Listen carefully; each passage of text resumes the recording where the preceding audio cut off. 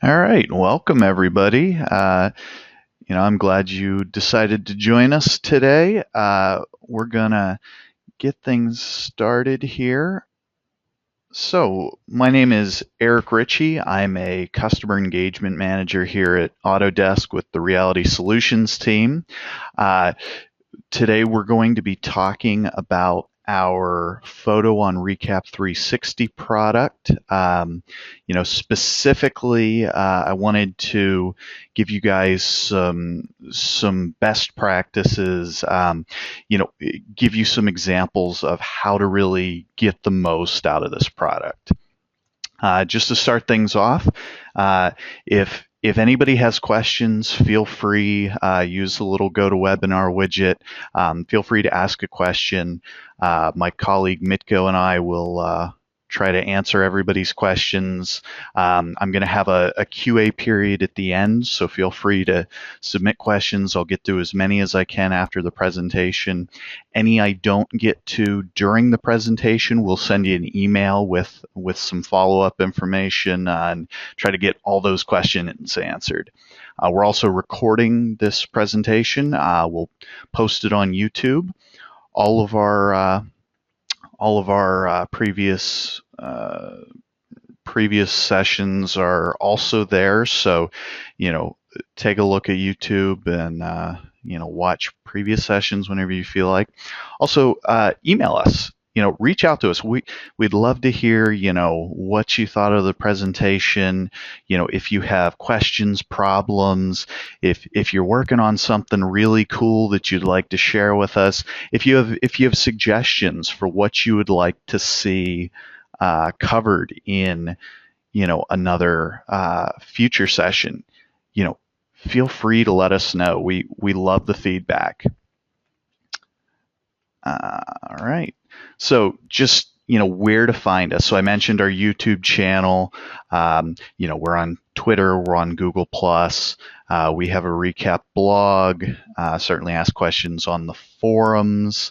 All sorts of ways to get to us. Recap.autodesk.com will have links to all of our miscellaneous presences. So that's the one to really keep in mind. So let's kick things off. So Photo on Recap 360. I don't want to really spend a lot of time going over this, but in general, the high-level overview is it's a three-step process. So you capture photographs. Step 2 is compute. You upload them to our recap360.autodesk.com, our photo service. And step 3, you'll then get a model, a mesh, or you can export a point cloud, which you can then create something. So in reality computing terms, we call that the 3 C's: capture, compute, and create. So really what we're focusing on today is kind of step 1 into step 2. So when we talk about Photo on Recap 360, it's essentially a black box. What we show you is, hey, you take your photos, you submit it to the service, it does something and gives you a model back. What I'd like to do is kind of demystify, as you will, that process a little bit, kind of give you some idea what will make a good model. What can you do to ensure that you're going to have the best possible results? So it's not magic. You can start by throwing out your assumptions. Even if you're pretty sure you know how things work, we're asking you to trust us, try to follow along. Another important note to remember is that when you are taking photos, don't think like a photographer. You're not trying for the best photo possible. You're looking for the best possible model as a result. So some of these considerations that we're going to talk about, might go against what you would normally do to take a nice photograph, but we're trying to help you get the nicest end product. Another important thing to remember, this method, we need a lot of photos. You may think that you've taken too many. Chances are you probably don't have enough. We see that all the time. What you think should be good, the computer says, I don't know what to do with this. We need more information. So let's, just talk about some general do's and don'ts to get started before I get into more of a project-based example. So one of the most important concepts is you want to try to get your entire object in the frame, if at all possible. Whether you need to find a different lens, find a different vantage point, you'll have the best results if you can get that entire thing that you're trying to model in every frame. You also want sharp photos. If your photos are out of focus, you're not going to have the clearest model at the end. Even lighting, if you have hard shadows, if you have a shadow, that's a loss of detail. So, you really want nice, soft, even lighting if at all possible. Again, take lots of photos. So currently we support up to 250 models per photo. That's with the ultra rendering. So, we recommend if you're going to model something, take a picture, every 5 degrees or so around an object. Shoot on multiple levels, but you need to make sure that you have really good coverage, because that's what'll help you to really get a nice model. This example here you see at the bottom, this is actually a wall of petroglyphs in a Native American cliff dwelling. It was a very restricted site, so you can see the squares on the screen there, the rectangles. Those are the camera positions. Those are where I took photos from. It was a very restricted access site, so you can see most of them are kind of on the same level. But if you looked at all those photos side by side, they're all going to be pretty similar. There won't be much of a difference.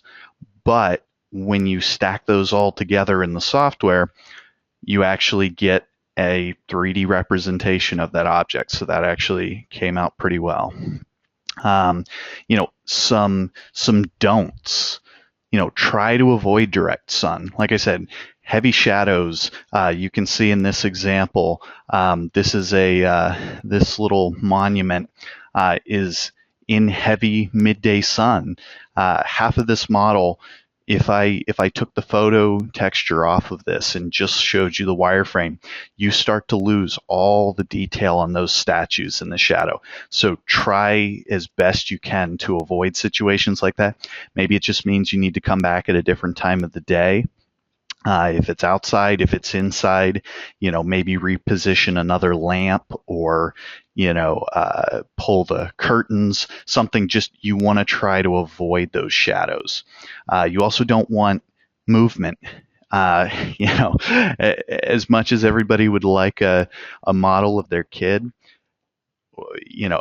as most parents can attest, kids don't stand still. So you're not going to get a very good model. Same way with if you're outside. If trees or grass are blowing away, that movement is going to create ripples and distortions. It won't make a clean model. Shiny objects, same deal. Shiny objects are kind of one of the biggest enemies of 3D scanning, be it photo or laser. They reflect strangely. It causes all sorts of problems and artifacts. Shiny objects are very difficult. Thin and see-through objects. So if you're, I have an example in a few slides of the rib cage of a Tyrannosaurus Rex. Because there are all these thin pieces and hollow points, that's kind of difficult to detect and kind of figure out that those should be holes. So in general, if you can, try to avoid things that you can see through or are very thin. I'm not saying you can't get good results, but they can be a little iffy. Obstructions, you want to, again, if it's, say you're trying to model your car and you have it parked in the tall grass. Well, you're probably not going to be able to get the tires because they're covered in grass. So you're going to have to chop it weirdly at the bottom. Same way if you're, photographing a building or a statue, if there are trees or bushes in the way, those are going to be overlaid on top of your model potentially. So any sort of visual obstruction, try to avoid that. Camera settings, we recommend that you set your camera to, if you have the option, to manual mode. Lock in your settings. That way they won't change as you walk around the object. This one, it can go either way. It's kind of a best practice. All the stuff I'm talking about, there are always going to be exceptions. So in general, like I said, these are kind of the recommended best practices. I'm not saying you'll never get a good result if your camera's in auto, but we recommend that. And do not edit your pictures. Again, don't think like a photographer. You may have a bunch of junk in the background, but you know what? That doesn't matter. That actually helps us because the algorithms will take that junk and use it to help build the geometry of the scene. So don't edit your photos. Don't try to crop out extra stuff. Don't destroy that metadata. We need that. So let's talk about a real example. So this is a statue of Rock, the University of Pittsburgh Panther, the mascot. I graduated from the University of Pittsburgh, so this one's near and dear to my heart. There's I think he's about 10 feet tall or so, statue on campus in front of the Student Union. So one day I walked over and decided, you know what, he would be kind of a cool model. So let's walk through, the actual planning that goes into something like this. So because you can kind of see in this picture, there's a sidewalk on three sides of it in a triangular pattern. So, the plan was to go around it in circles. I could get to all sides of it. I could view, 360 degrees around it and above. So nice clear space, plenty of room. So go in circles if you can, get around things. We get asked a lot if you have to take pictures sequentially. The answer is no, but no, you don't have to. But if you do, it probably will work a little better. Not saying that it'll be a drastic improvement or anything, but it certainly doesn't hurt you to do that. So for instance, for this scene, I made 3 orbits around the panther, multiple heights. So that's kind of important. If you have the option, you want to get multiple heights. So for instance, in this case, what I did was I held the camera down at my waist. I held it at about chest or eye level, and then I raised my arms up and took it from above as well with my arms extended. So you can kind of see in this angle there are roughly 3 distinct levels. And to make sure I had good coverage, again, like I said, we recommend about every 5 degrees or so. I was just walking around it with maybe a 2-step pace. Step, step, click, step, step, click. Made the full orbit, then did the next level, repeat. We recommend that you try to get the whole thing before you go back for details. So in this case, I made my 3 circles around the statue.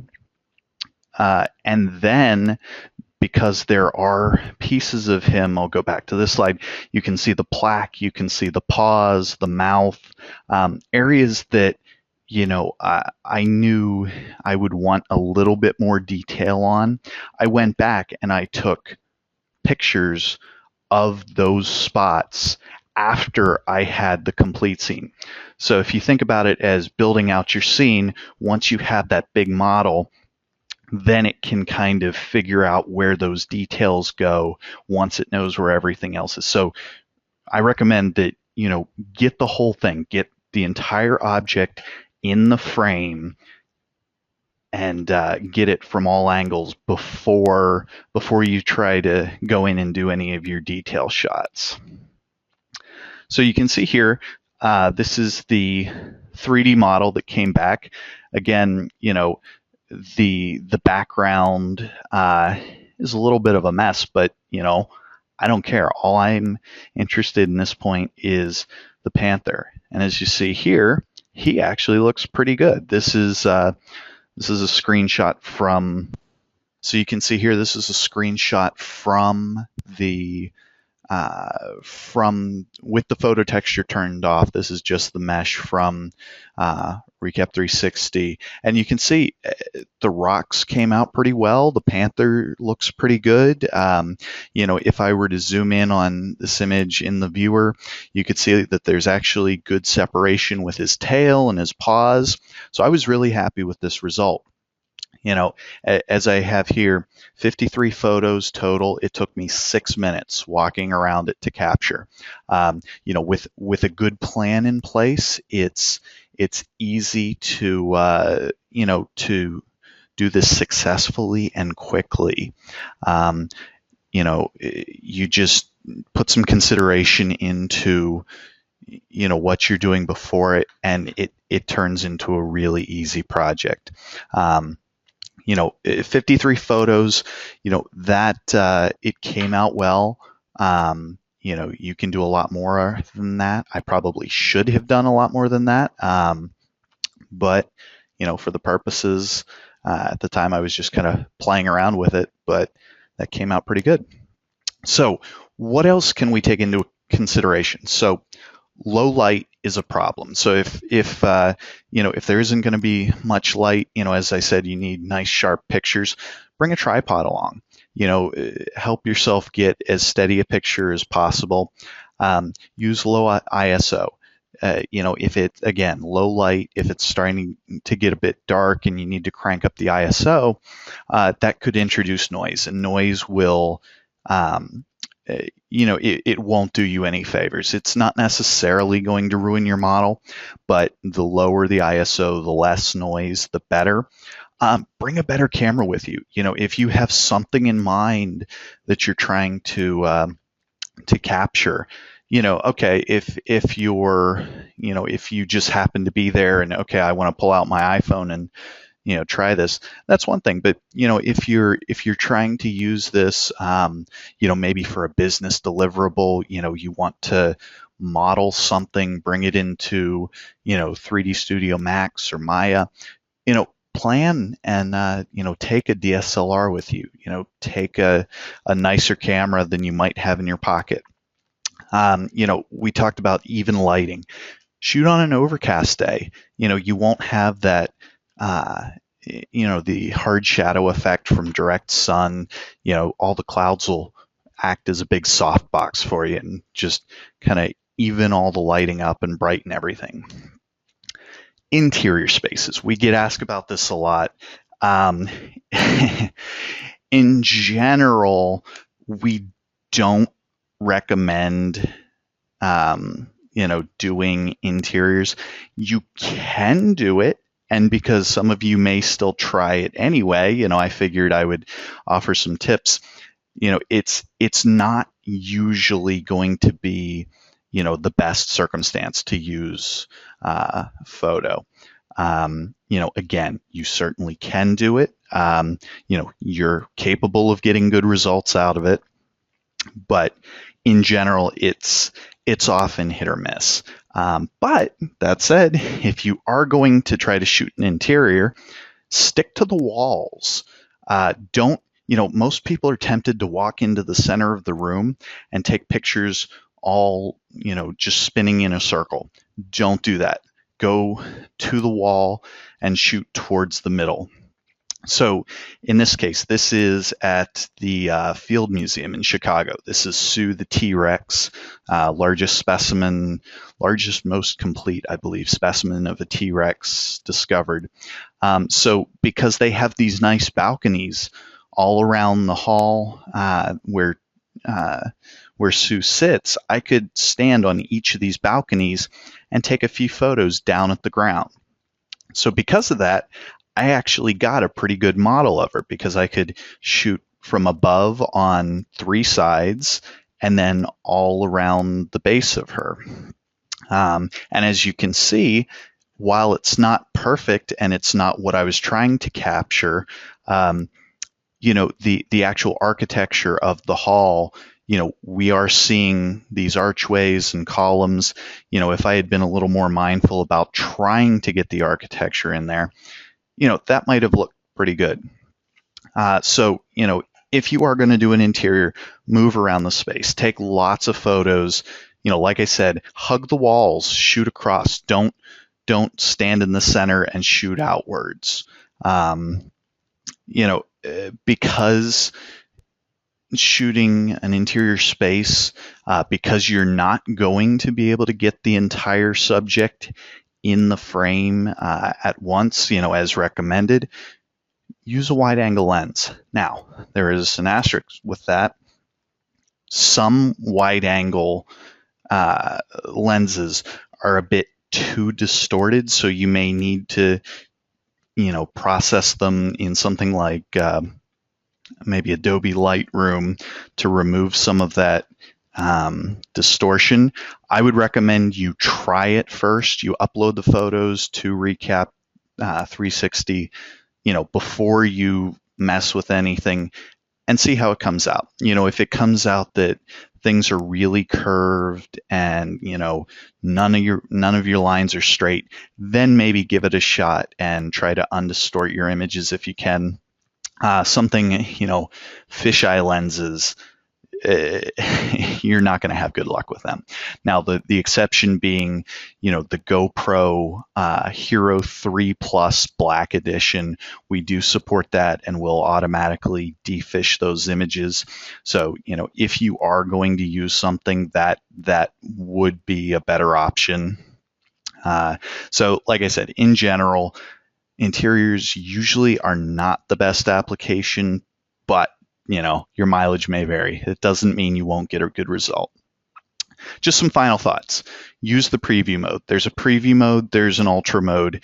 Preview is free. Ultra requires a subscription to use. But if you have ultra, try it in preview first. Ultra takes longer. Yes, it's a higher quality result, but if there's a problem with your model, you'll see it a lot sooner in preview, a lot less wasted time. Manual stitching. This is one place we have a lot of people that we run into some confusion with. Some people really want to get in there and try to help the software. Oh, well, I'm just going to, stitch all these photos together,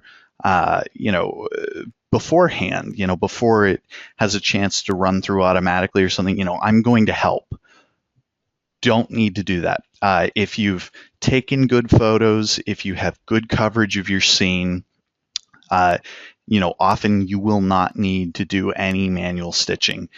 Generally, if you do need to stitch photos manually, it means probably something went wrong. That said, if there are some small improvements to be made with stitching, try not to stitch more than 10% of your photos. Just because you do need to stitch it, don't go through everything. Just try to do a few and see if that'll clean it up. The other thing is, we didn't really talk about it, but if you're going to export Say an RCS, you want a point cloud, you're going to bring that into, factory design, Revit, something like that. You're going to need some sort of scale. If you want to scale in photo, you're going to need to set those survey points. So, we've seen examples.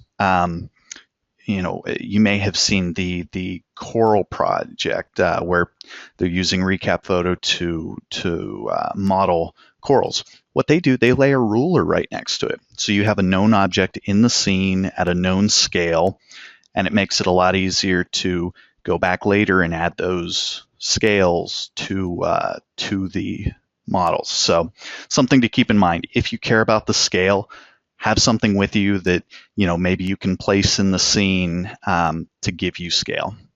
Last but not least, experiment. You've got to use this stuff to really get good with it, to see what you can do, learn what works, what doesn't. This example, this was actually a statue of the University of Alabama's football coach, Nick Saban. I did this for a friend. I created a life-sized carving and then turned it into a Jello mold from the head of the statue. So, you can really have some fun with these things and get good results. Again, just some points in summary, just, kind of going back and covering the things that I already mentioned. Like I said, just kind of keep in mind your best practices, and you should be good. So now it's time for QA. I know I went a little long. Sorry about that. So let's take a look and see if we can answer a couple of questions. Let's see. Okay, so here's one on photo resolution. So the question is, what's the best resolution to use?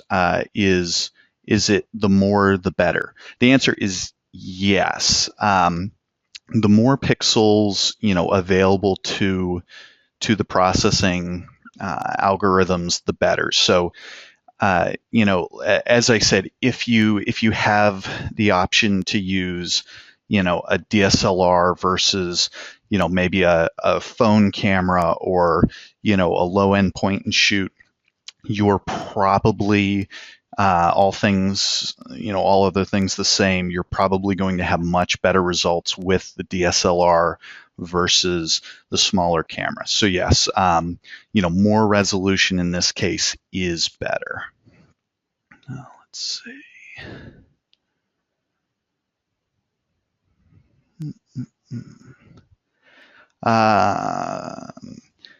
So lenses.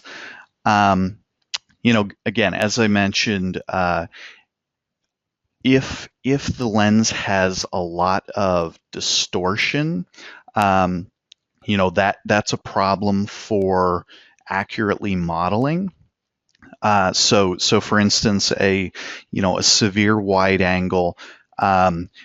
In general, we do some correction for some of these distortions. So as I mentioned, try it first, but a severe wide angle like a fisheye, you're not going to get very good results with that. So any sort of normal lens, if you will, you should be just fine. Let's see what else.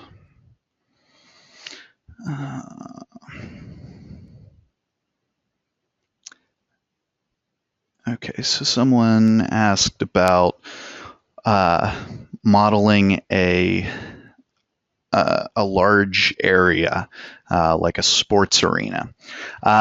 Yeah, so standing in the center, that as I said, it's really not going to give you a good result.